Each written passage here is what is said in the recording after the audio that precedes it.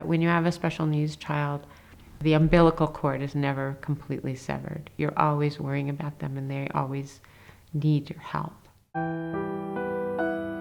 I was helping out by spending the night and babysitting at my grandson's house, and I put my grandsons to bed and went to bed, and my cell phone rang about 1:45, and I answered, and my husband Tim said, "Did I wake you up?"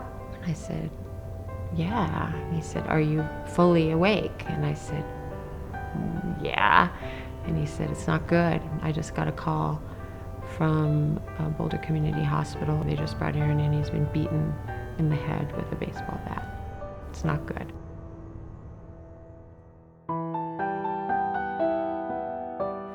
Aaron was my youngest child.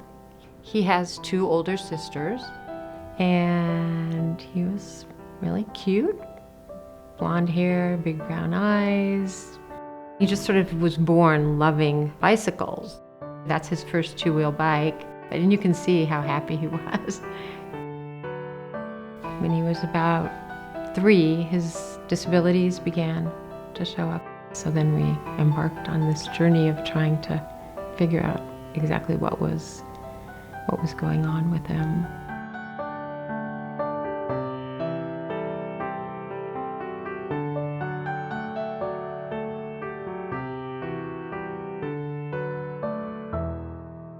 In spite of all his disabilities, he was high functioning in many areas, and I think he really bristled under the idea that still living with parents in his, at the age of 20, he had a really strong desire to be independent.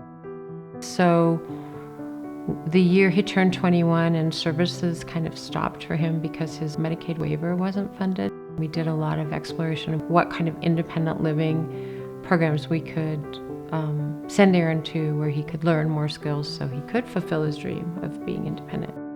Part of the academic program was learning how to use a bank account, and they did grocery shopping, and they did all these skills and did their own cooking and did their own laundry, and he was pretty successful with that. And when he came back, from then on he lived on his own, and he liked it. He navigated it all pretty successfully for 9 years. So I keep thinking how different it could have been had those services been there for him. But it was his dream, and we had to let him pursue it.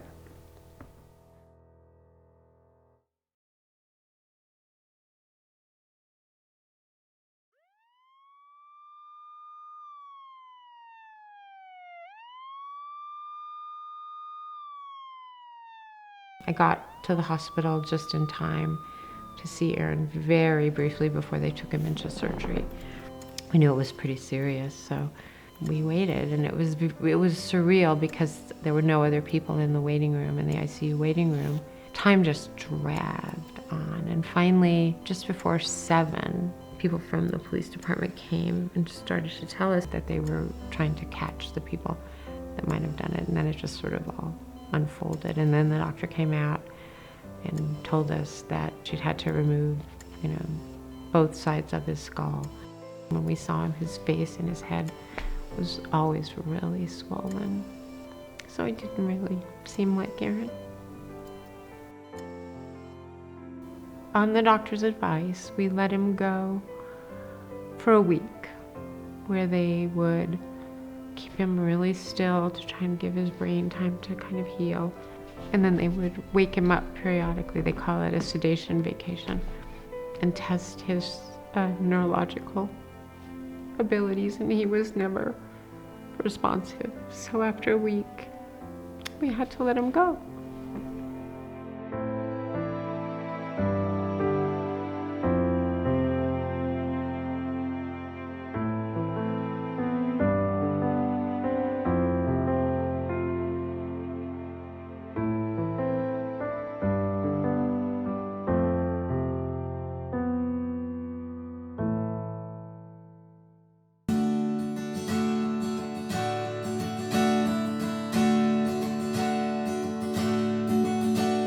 It was really bittersweet to me at the memorial service, which was the following weekend, to hear from all these people about how successful our Aaron had been in establishing an independent life.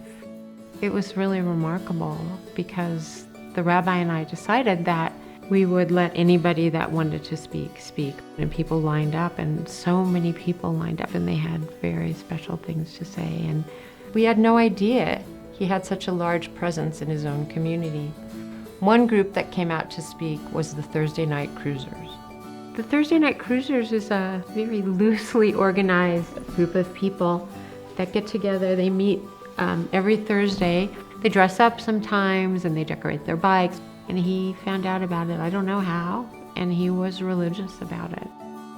April 24th last year, they did a memorial ride, and we all went. It was beautiful that he had this whole life, this whole adult life that wasn't dependent on any of us. And that was what, as a mother, what you want for all your children. You want them to be able to be happy. I think he was.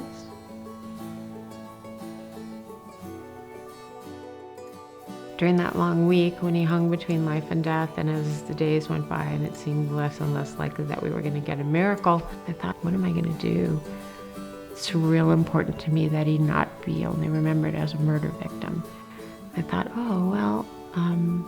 we can start a memorial fund.